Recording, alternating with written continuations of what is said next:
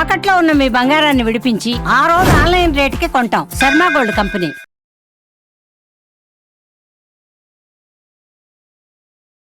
ఈ యోగా సాధన చేసేవాళ్ళు ఎన్ని గంటలకి వాళ్ళు లేవాలి? ఎలా మొదలుపెట్టాలి? ఏ సమయం ఎంచుకోవాలి దానికి? దానికి ఫస్ట్ ప్రిఫరెన్స్ బ్రాహ్మీ ముహూర్తం అండి. అంటే ఎన్ని గంటలకి సమయం? 4:30కి లేవడం.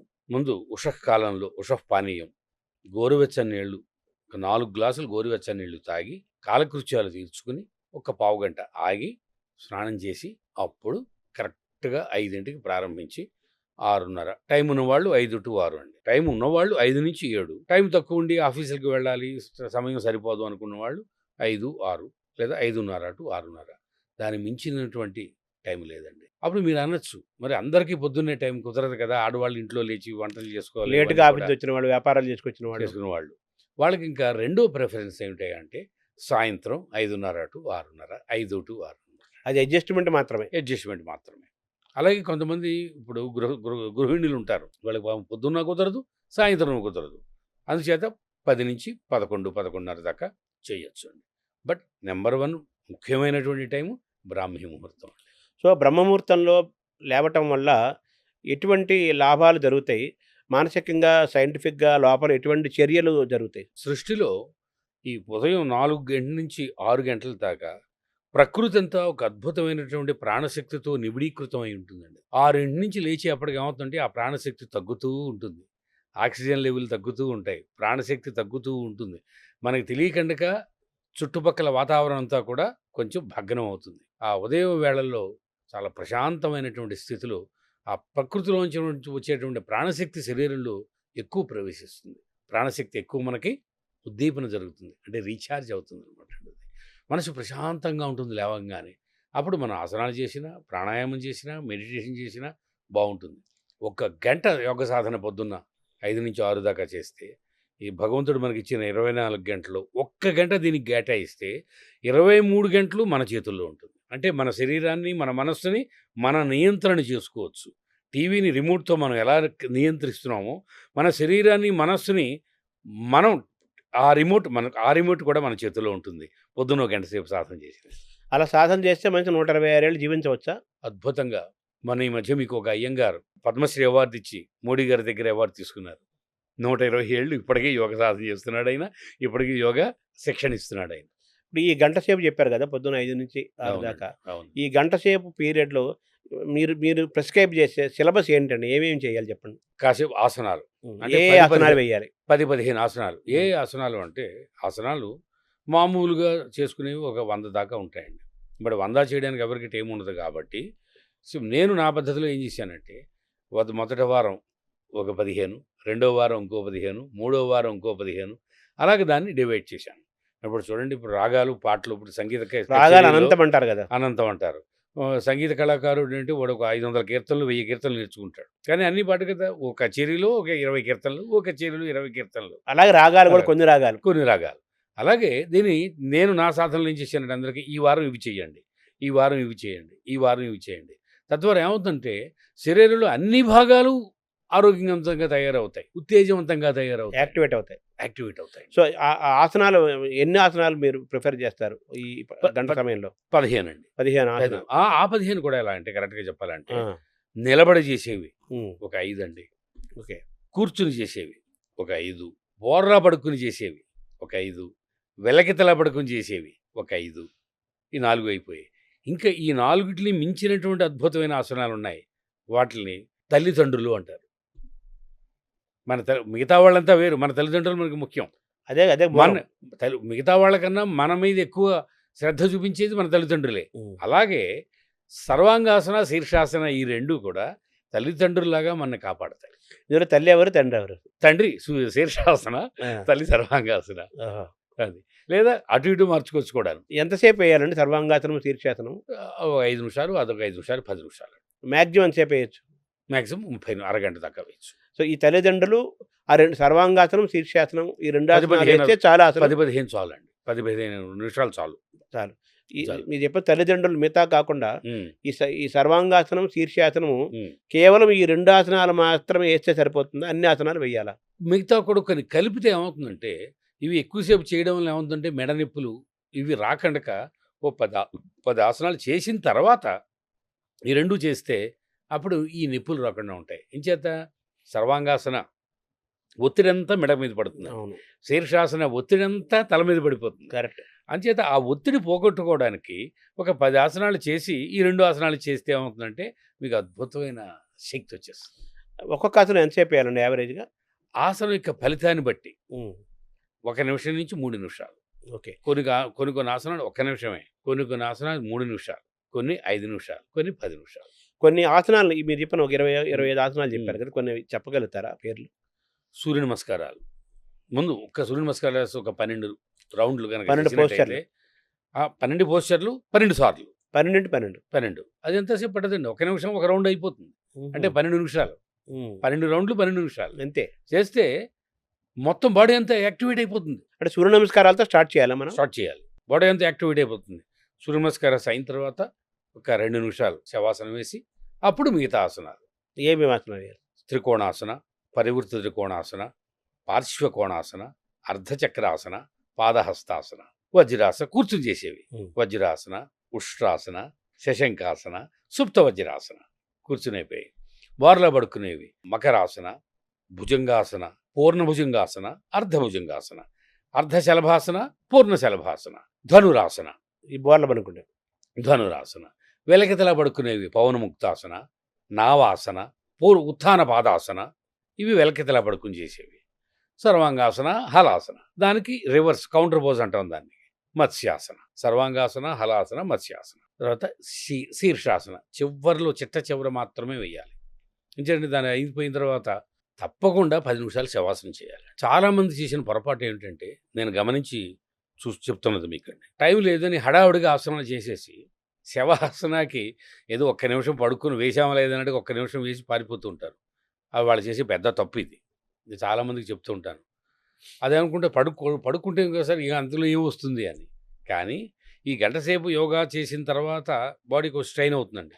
కానీ ఆ 10 నిమిషాలు పడుకుని చిన్న యోగ నిద్రలాగా ఒక్కొక్క భాగాన్ని రిలాక్స్ చేసుకుంటూ ఒక్క 10 నిమిషాలు పడుకుంటే ఈ గంట సేపు పడినటువంటి శ్రమంతా కూడా పోయి బాడీ ఉల్లాసంగా, మనసు ఉల్లాసంగా తయారవుతుందండి. అంటే శవాసనానికి యోగ నిద్రకి ఏమైనా తేడా ఉందా? 2 ఒకటేనా? ఉందండి. శవాసనంలో కాస్త శ్వాస మీద శ్వాస పెట్టి కాస్త బాడీ రిలాక్స్ అవుతున్నట్టుగా భావిస్తూ 5 నిమిషాలు 10 నిమిషాలు చేసేది శవాసనం మాత్రమే. బాడీ రిలాక్స్ అవుతుంది, మైండ్ రిలాక్స్ అవుతుంది. శవాసనం శ్రాంతిహరం చిత్త విశ్రాంతికారకం అని హఠయోగ ప్రతిపదికలో చెప్పారు. శవాసనం శ్రాంతిహరం అంటే శ్రమంతా పోతుంది, చిత్త విశ్రాంతికారకం, మనసుకి విశ్రాంతినిస్తుంది.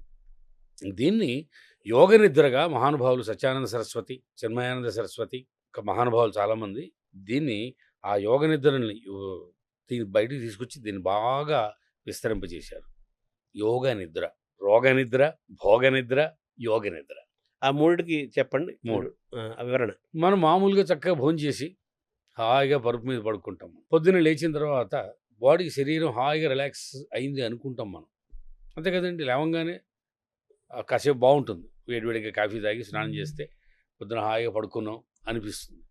కానీ మైండ్లో టెన్షన్స్ ఏమైనా ఇక్కడ ఏమైనా పోతుందో మనకి, అది రన్ అవుతూనే ఉంటాయి. ఆ బాధలు, ఆ కష్టాలు అవన్నీ మళ్ళీ గుర్తుకొచ్చి మళ్ళీ ఆలోచనలు అలా దాంట్లో ఉండిపోతాం మనం. పరుపుల మీద ఏసీలు వేసుకుని చక్కగా పడుకుంటాం. దాన్ని భోగ నిద్ర అంటారు.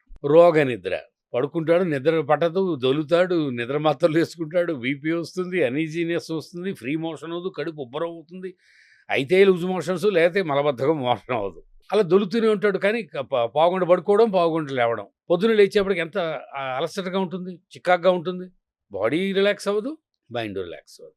దాన్ని రోగ నిద్ర. సరే, మరి యోగ నిద్రకి తేడా ఏమిటి అంటే, మనం చేసి యోగ నిద్ర ఒక అరగంట సేపు పడుకోబెట్టి ఏం చేస్తామంటే, మీరు హాయిగా పడుకోండి. అరగంట సేపా? అంటే 2 ఉన్నాయండి. టైం లేకపోతే 20 నిమిషాలు, టైం ఉంటే అరగంట. 20 నిమిషాలు కంపల్సరీ. 20 నిమిషాలు కంపల్సరీ, లేకపోతే రిలాక్స్ అవ్వదండి, ఉపయోగం లేదు. దాన్ని ఉత్తిరి పడుకుంటే ఉంది, బాడీ రిలాక్స్ అవుతుంది అంతే, జస్ట్ మామూలుగా శవాసన అది.